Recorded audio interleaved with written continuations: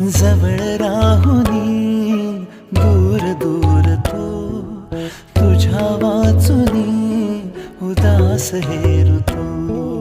कळेल केव्हा तुलाही व्यथा माझ्या नजरेने बघ तुलाच तू. दोन किनारे आपण दोघे भेट अचानक होईल का मग. श्वासाचे श्वासात गुंतले नकळताच बघ झालो जीवलग. कसले काहुर कुठली हुरहुर मनात आता व्याकुळ तगमग.